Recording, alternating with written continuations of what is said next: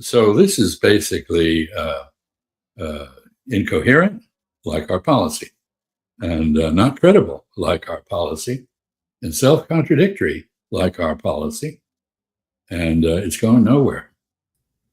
And what then is that going to leave us if there is no diplomacy? And even that from June 4th from Secretary Rubio, even then he's talking about, well, we don't really see a path to a negotiated settlement with Russia because we have jettisoned and rejected all the diplomacy. Even in this case here with Iran, I didn't think we could get it, but on the 26th of February, so 2 days before we started the war, with Omani mediation, the Iranians had agreed to terms and to negotiate and talk about stuff like their support to their proxies, like their long-range missile programs. They were at least willing to talk about that, which they hadn't up to that time, and they were going to give something better, even with no enrichment and no reprocessed material, stuff that I didn't think they could give. They had it on the table then, and we threw that away too. Therefore, with not just the lies that get us into the 2025 war and the 2026 war, the rejection of all this diplomacy, where does that leave us now?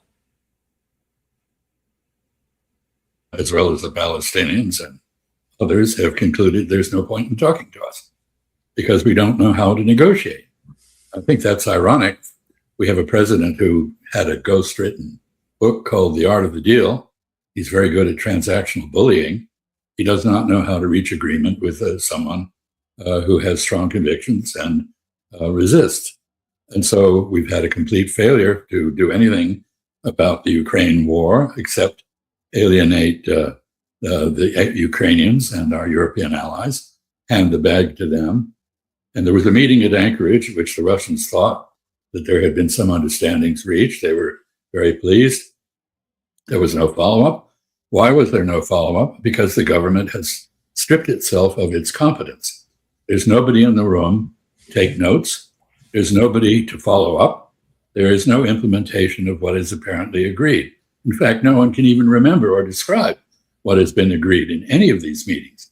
We have two envoys, Kushner and Witkoff, who are notorious for their absolute incompetence.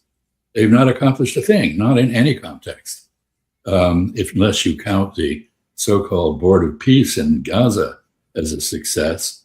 I mean, that is basically, it was conceived as an effort to build a resort on a cemetery full of dead Palestinians. And it is now being used. The Israelis are building a wall in Gaza to take 70% of the territory, leave 30% for the remaining Palestinians to be concentrated in. So what was a concentration camp on October 6th, a couple of years ago, is now being turned into a prison in one small part of Gaza. And nobody's kicked into the Board of Peace. So all of this stuff is fake. Talk about fake news. How about fake diplomacy? Diplomacy used to justify and conceal in the intention to conduct a surprise attack, as February 26th illustrated. February 28th, we murdered the entire upper echelon of the Iranian leadership, including the father of the current leader, his wife, his daughter, his niece, his son-in-law, and we're expecting him to feel conciliatory and want to sit down and talk to us? No. The Iranians have decided that there's no point in talking to us. They're going to see this through militarily, and so are the Russians. We have so blotted our copybook diplomatically that we lack credibility with everyone. We even have a story in the Washington Post yesterday about how the Europeans prepared to go to war with us over Greenland. I mean, we're just flailing around pointlessly. And I just make a last comment about what's going on in the Persian Gulf. This is pointless violence, not directed at any negotiation. The assumption, which is completely bogus, is that if you hit the Iranians hard enough, they will capitulate. Well, we've hit them very hard for a long time. Do they show any signs of capitulating? And we don't report our own casualties, of course. But the Iranians are actually producing a lot of satellite footage that shows that they're being very effective in hitting our bases. removing us from the Persian Gulf, pushing us back in the direction of Israel. And I bet they can't wait for us to concentrate there. That'll be the denouement, the last move in this game. They get us all concentrated in one place and then hit the hell out of us. So this is all military and no diplomacy at all. I mean, I think you can make the argument that we are literally self-destructing with President Trump at the helm, and we're going to see he's got some enablers here in a second. But let's take a look at one more thing, because this was posted just right before we came on the air here about this continued spat that the president has with Canada. Canada disinvited the United States of America the opening of the Gordie Howe Bridge, and apparently Trump does not take any kind of perceived slight very well, which is fine, considering they are paying substantial tariffs, which he has just tossed new tariffs on Canada here just a couple of days ago. But the original deal on the bridge, which was terribly negotiated by previous administration, no longer stands. We changed the terms of the deal so that the United States of America now gets 50%, whatever. So this harkens back, and it shows a continued degradation, even in working with our close friends, is that, hey, if I don't like a term like the JCPOA in 2018, I'll just get out of it. Here now, even something with our closest ally, I don't like this term, so I'm just going to make up some new ones, and you're just going to have to suck them down. What do you make of this? Well, unfortunately, this is standard operating procedure in this administration. I understand that the Canadians paid for the bridge. We didn't. And the Trump administration wanted to split the tolls. And of course, the Canadians did not agree. And now we're changing the terms of the agreement. Well, we just did the same thing with the alleged nuclear agreement with Saudi Arabia, which was full of all sorts of problems. It really had no restriction on reprocessing uranium. It was not consistent with other agreements that we've made. One assumes that the reason we made this agreement is to essentially bribe the Saudis into continuing to cooperate with us militarily against Iran. But in fact, they're not being very cooperative for their own reasons. And immediately after the agreement was signed, Donald Trump says, well, here's an additional condition. It can't go into effect unless Saudi Arabia normalizes with Israel. Well, the polls in Saudi Arabia show 97, 98% of the population completely opposed to any normalization with Israel, given its behavior. So was all this a feint by Donald Trump? Get the Saudis back to help us deliver the alleged knockout blow on Iran that he says we're about to deliver? No, I don't think so. I think it was confusion. I don't think he knew what was in the agreement. He has misdescribed it publicly. If you read what we know about what's in the agreement, it has nothing to do with what Donald Trump says. And now he's basically queered the thing with his introduction of the normalization requirement with Israel. What that basically does is tell Israel, first, he's willing to sell out their interests by doing a deal that they can't accept and that they consider menacing to them. He's just told the Iranians that he isn't serious about safeguards on their reprocessing, because if he can do it for Saudi Arabia, why can't he do it for them? He's just hardened their position. He's offended the United Arab Emirates, where we insisted on a no reprocessing clause in the agreement, which we didn't in the case of Saudi Arabia. And he's unnerved everybody in the region, because everybody understands that if Iran goes nuclear, Saudi Arabia will go nuclear. So will Turkey. So will Egypt. The Iranians understand that. That's probably the only reason they haven't gone nuclear, because they don't want to be surrounded by a bunch of other nuclear powers. Their security situation would not be improved by that. It would be worsened.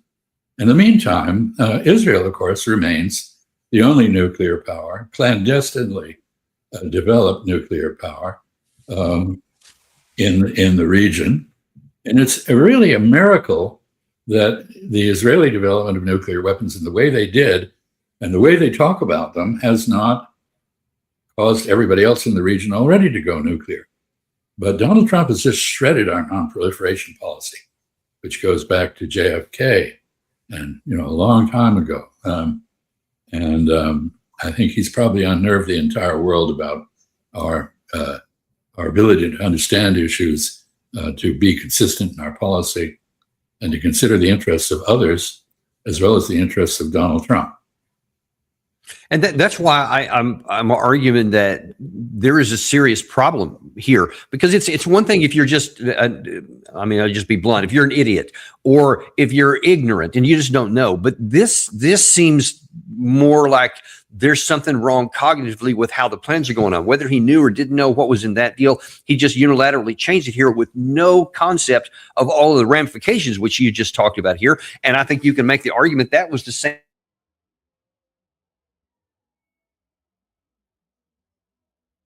You've frozen.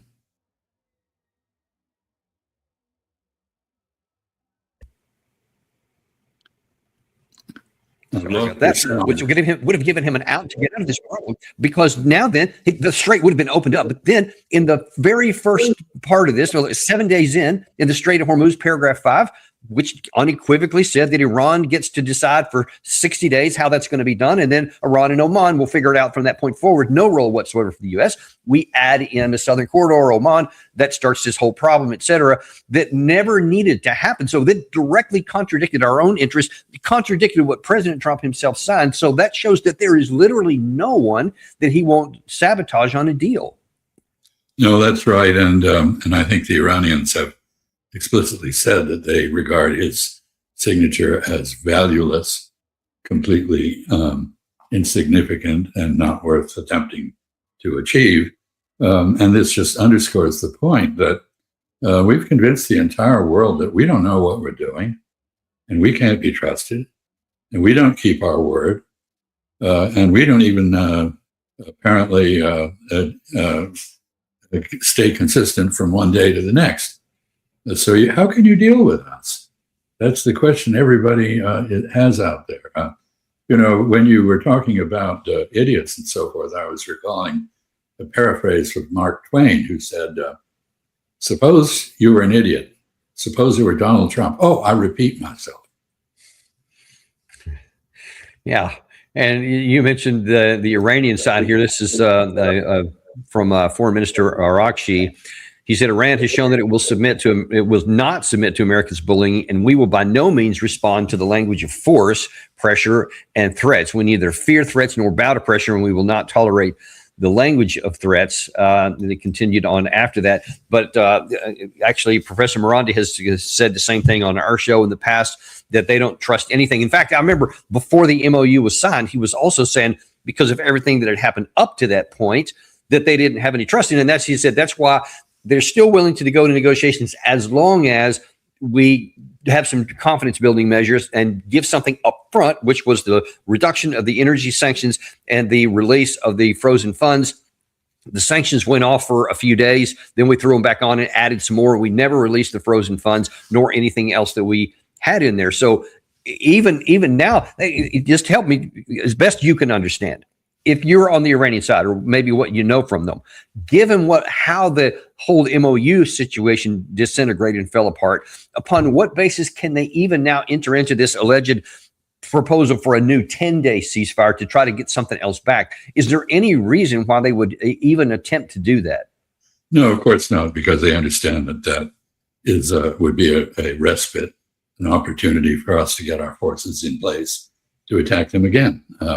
That's how they interpret it. And, we have approached Iran not for negotiations, but in much the way that a mafia protection racket approaches someone.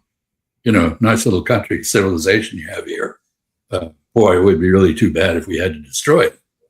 And you better do what we're going to say, what we say. You better do what we want, or we're just going to keep blasting you. We're going to shoot you. And we have, there's a certain one-sidedness here. I lament the death of American service people in Jordan, at least 4. Of course, the figures are entirely fictitious that the Pentagon puts out. They have managed to obscure the number of deaths and wounded thoroughly. But, all of this is very sad. But my God, there have been thousands of deaths on the Iranian side. Where do we get off? You start a war of aggression and you lose 18 people, now down to 14 because they, same day that Donald Changed Trump the category. received the corpses of the 4 dead from Jordan, the Pentagon redefined the criteria and removed those 4 from the list of Reprehensible. absolutely reprehensible. So if you are looking at this, where's the element of honesty that you can bank on? Where's the trust that you can count on? If I say I'm going to do something and I not only don't do it, but the next minute, do something totally contradictory, like shooting up a place. What after saying I wouldn't? How can you deal with me? And I, Danny, it's not only is the style of this administration self-destructive, but they have gutted our diplomatic capacity. The Department of State has been gutted. Marco Rubio claims to be the Secretary of State, but he's not behaving that way. He's also the National Security Advisor, but he doesn't coordinate policy, which is what the National Security Council is supposed to do. The remaining staff there seem to be all engaged in cover your ass operations politically, domestically, rather than accomplishing anything overseas. He's the National Archivist, but nobody writes anything down anymore. So there aren't any archives being produced. And I guess he's the head of USAID, which we've just discovered would have been quite helpful dealing with things like Ebola in Africa, which is totally out of control. All the safeguards that we built so carefully over decades were stripped away. This administration began with an assault on government institutions through DOGE, which reminds me, as someone with a lot of experience with China, of nothing so much as the great proletarian cultural revolution, except this was the great plutocratic cultural revolution. Billionaires who didn't have any idea what they were doing, smashing up stuff. And we're paying a price for that everywhere, domestically and internationally, in terms of our relations with great powers. Do you think Xi Jinping trusts Donald Trump? Do you think he thinks we have a competent government that could actually implement an agreement in a consistent and reliable fashion? I don't think so. And I know that Vladimir Putin does not believe that. And I know that Mustafa Khamenei does not believe that. And I'm not sure even the Israelis have any idea of that. We just sold them out on the nuclear front, in their view. And what does that tell them about our reliability?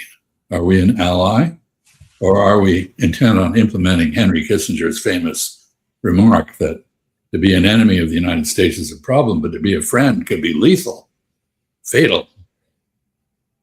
Honestly, I think that the Israelis basically committed or created a Frankenstein monster, because I think they were gleefully happy when President Trump fell for all the nonsense that Netanyahu told him in the first year, whatever, of his second term here, and got him to go ahead and go into the war, first in the Operation Midnight Hammer, and then now in this one. And now all of a sudden, okay, well, we got there, they haven't gotten it over the line yet, but they have this section, I think 219, and I forget the other one, where they're going to tie the U.S. military and intelligence. I think now, tell me what you think, I think now the Israelis are going, let's just survive Donald Trump, and then we'll get back to business as usual, but we'll have more hooks in the meat. Bezalel Smotrich just said. He said, well, we don't want any part of this war. Let the Americans and the Iranians fight. We're going to, continuing doing what we're doing, which is trying to annex southern Lebanon and parts of Syria and evict all the Palestinians from the West Bank and squeeze the Palestinians in Gaza down into a prison complex called a humanitarian city. That's what they call it.